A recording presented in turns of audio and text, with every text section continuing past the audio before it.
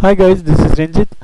So today we are going to discuss about how to do parameter optimization in ANSYS, because most of the industrial designs and academic projects we need to find out how if the parameter is varying, how that affects the outputs, and which one is the optimum inputs we can select for our design or for our manufacturing. So in ANSYS we can easily do that, because I will show you how to do that with the help of ANSYS. So for that I'm actually creating a sample problem. So I'm dragging a static structural. So in the static structural I'm going to create a geometry. It's actually a long cylinder, a hollow cylinder.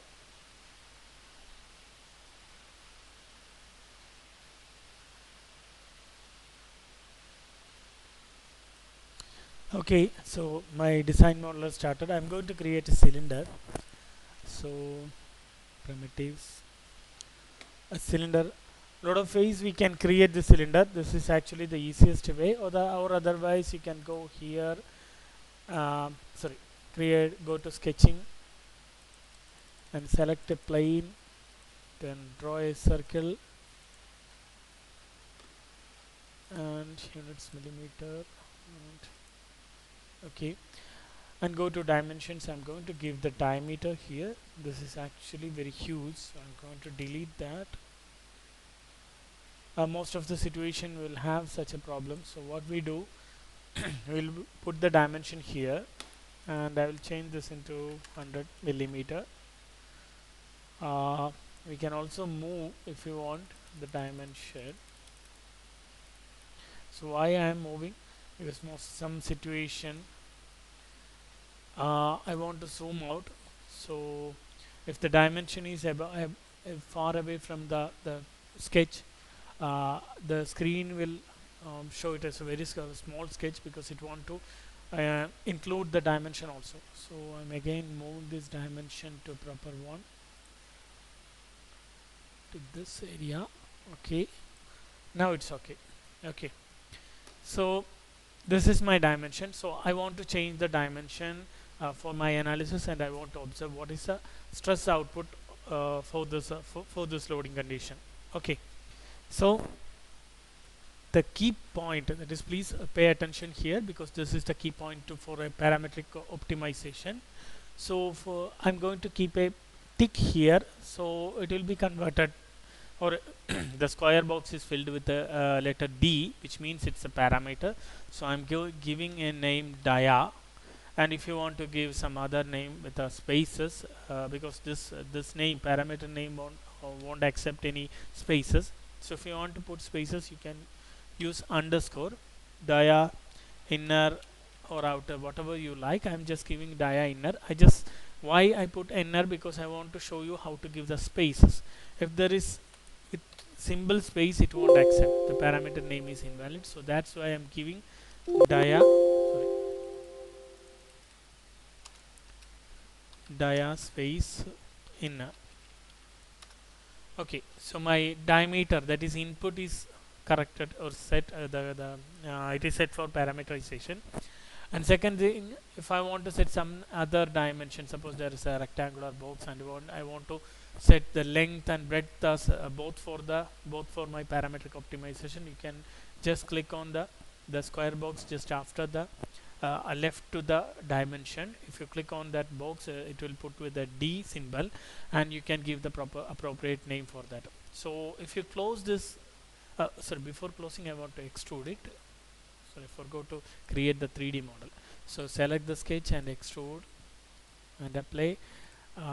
So I'm giving 100 millimeter. So here also, if you want to put the height as suppose if you want to put the height as one of the parameter, again you can click here and you can click it as HEIGHT height. Okay, so I want actually a hollow cylinder, so I'm giving as a thin surface, yes, 0, yes. So it's my shell, a surface more body is generated. So this is my shell. So if you close here, you can see a new section is added to the static structure, that is a parameter set. So this is, if you open this, you can see there is only input parameters is there. So whatever I gave there, the names which I gave there, that is dia inner is listed here, height also listed here. The two parameters is there, but there is no output parameter. You can see there is no output parameter. And if you want to set the output parameter, you need to run your analysis. You must get some outputs. So then only you can set one of your outputs as a parameter. Okay. So this is actually setting the parameter. Once you set your parameters, you can go for optimization. That's a trick. Okay, now my figure is loaded, so I will assign some material here, sorry, thickness here. I'm going to assign 1 millimeter. Maybe if you want to change the thickness, you can also assign a parameter here. Yeah, one thing is there in model, that is inside this model or the solution interface. You don't need to give the name, because if you click on this thickness, it will automatically detect the name as thickness, so you don't need to worry about the naming. The naming is only applicable for geometric or the design modeler. So right now I'm not giving the thickness as my variable, so I already gave two variables. The one is the height and the second is the inner diameter. So I'm creating a mesh. I'm going for a default mesh, and I only want a coarse mesh, but don't do it for your actual analysis, because a mesh convergence study is essential. Without the mesh convergence study, don't select your mesh unless otherwise it is for a learning purpose. Okay, if it is your project, that is if it's a real process you want to simulate, so you must do a mesh convergence study, because your answer is purely depends upon your mesh. If the mesh changes, there will be a change in your answer. You must keep the variation within the acceptable limit. In order to do that, you must do a mesh convergence study. Okay, so the static structural, you can I'm going to give a fixed support here, the bottom side. So this is my fixed support, then the top side I'm going to give a force. Okay, displacement, I will give a displacement that is in z direction. I'm going to give the displacement -10. Okay, so -10 millimeter is my displacement. Okay, mean -2. I'm just want to display how the results are calculated. And if I solve it here also, the fixed support and the loading, everywhere you can give the values, the way the parameters, the values as the parameter. Can you see this the square? So if you click here, automatically this will be set as a parameter. Okay, so my select the results are there, my solution happened. So if you go to equivalent stress and deformation, I can show the values as contours. You can see it's a 2.02816, and if you go to this maximum, minimum and the average value, you can set whatever as your output parameters. For example, I'm getting if I'm selecting this maximum, this will be my output parameter. And if you go to stress, there will be also maximum, minimum, everything is there. So I'm going to give the maximum as my stress value. Okay, so these are the output values. Under the solution, whatever you give, that is considered as the output value. Above that, whatever the values which you are setting for the optimization or the parameter, that will be set as a input parameter. That's the difference. And I'm closing this. Only after the solution you will get this complete parameter section, because you can see it's there is input and also there is an output. So without input or without output, you cannot set parameter set, or you cannot go for a parameter optimization. And if you click on this parameter set, you can see the outputs are listed. Two outputs, total deformation, equivalent stress, and two inputs, dia inner and height. So here you can vary whatever. Suppose you are not doing a parameter study, you just want to do it manually, you can just vary here. For example, I want to change the one that into 150, and if you right click or if you click here, you can do you can vary the parameter, and whatever the outputs you are expecting, you will get it here, and you can start the comparison study. And this is not actually parameterization, this is, you can consider as a manual parameter or manual optimization, not parameter, manual optimization. But if you want to do it as a optimization analysis, you must go to this section, direct optimization, parameter correlation, lot of response surface optimization, lot of optimization are there. From here I just want you to show what is direct optimization. So click this direct optimization, drag it over here. So the optimization is hit here, and if you double click here, you can see the optimization toolbox, and you can see there's a question mark in the optimization because the objective is not set. We're going to set the objective. Before that, I'll take 2 to 3 minutes to explain what is objectives and constraints. In an optimization, the objective, which means what we want from that optimization, because optimization means somehow we are interested in some of the output variable. We want to maximize it or minimize it, or we want to limit that into a particular value. And how the input variables, what combination of input variables are better suit for this output or better suits to this results, that is what is called as optimization. So objectives, which means I want to set some output values as maximum or minimum. So that's my objective. In this particular case, if I click the objectives, I will show provided with a window, and that says you want to select the parameter. I'm going to select my parameter as my dia inner. Sorry, not dia inner. Sorry. That's actually my input. So I'm going to delete that. So total deformation as my output, and my objective is to minimize or maximize or seek target. So here I'm going to set it as minimize, and also you can set it to a seek target, and you can give some value. So I want this value for this particular output. So the same is also possible with optimization. So here I'm going to simply set it as minimize. I want to minimize the deformation.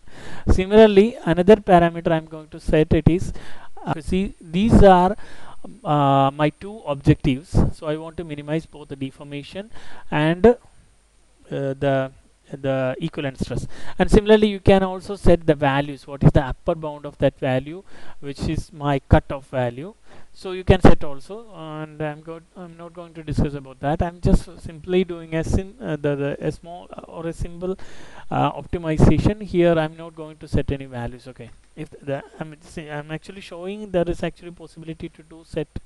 You can set a value between maximum and minimum. Okay, lower bound and upper bound. And next one, the dia inner. If you click on this dia inner, you can see the lower bound and upper bound. Lower bound, which means how much is your what is your minimum value of input, and upper bound means what is your maximum value of output. So here I'm setting it as 60 to 120, because my dia is going to vary from 60 to 120, and the second one height I'm setting it from 70 to 150. Okay, these are my two values.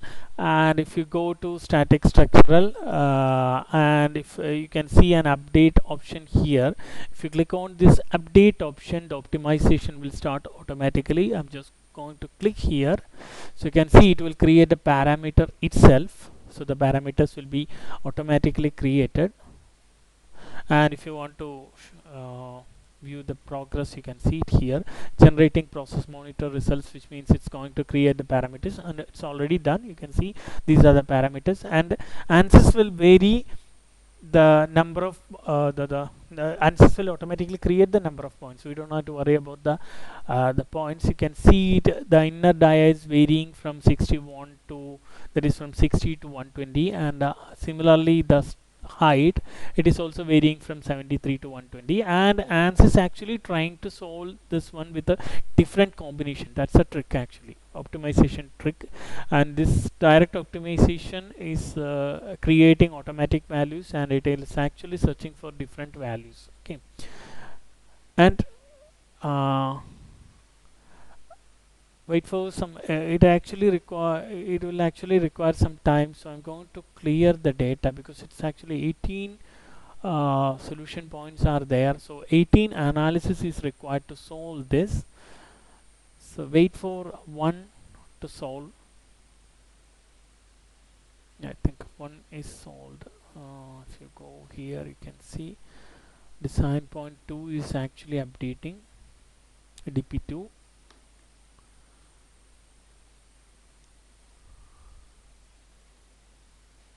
Yeah, one value is there, and the DP2, DP3, and wait for the analysis to solve all the design points. It will take some time, so I'm pausing the video here. Actually, after a long time it is completed. You can see the created points here. Actually more than 50 points actually created here. So these points actually created with the ANSYS automatically creates these points, and also it calculates total deformation and equivalent stress for my analysis. So this is actually, once again I will go through the steps. That is, you must set the objectives. So in this particular case I selected minimize both my parameters, that is total deformation and stress. Then my output parameters inner diameter and height. So I changed that. You can see the variation after solution. So it is actually solved more than 50 points, so that's what is showing here, the variations. And this is the raw optimization data which is used for optimization process. So it's actually created by ANSYS itself. It's automatic created one. Then if you go to convergence criteria, you can see how much variation is there. Then this is our results. So if you go to results, you can see these are the results points, and when you click on the candidate points, you can see these three combinations are the best suitable combination. You can see if you select the diameter as 73.63 and the height as 142.35, it gives us the minimum value for both the total deformation and the equivalent stress. And ANSYS also gives us two more points which is very near to the candidate point 1. You can see the candidate point 2, it is 86.259 and 141.91, because hence it is an optimization. Please pay attention that it will give you two values, not a single value. So these combinations is the best one. The first the candidate point 1 is the best one, and second best point is the candidate point 2. So it gives us 2.0087 millimeter as the value, and here 2911 MPa as the stress value. It's actually an elastic analysis, that's why the stress values are very higher. If it is a plastic analysis, it will be very low. For example, if it is steel and the steel strength is 265, it will be near around 300 something. Okay, so next one, candidate point 3, that is a third best point. You can see it's a 2.014. There is a large variation, that's why 0.36% variation from the reference value. And the 28.32, it is actually minus 2.42% variation from the reference value. So these three are the points, and we can select the best point as the candidate point 1. It can be used for any purpose. For example, I'm going to manufacture this will be if I select this dimension, the stress and deformation will be very minimum from the combination of these things. So this is what is called as optimization. So after the direct optimization, we got the results, and other results are also there, like a trade-offs. That is how much trade-offs is happening, and samples and sensitives. These are actually the optimization outputs. If you want, you can study more on this sensitiveness and the trade-offs is these things. And the main thing, our output is this candidate point. In the candidate point, we can get the list optimum points for our output. Okay, thank you students, and if you have any doubts, you can comment on the comment section. Thank you very much.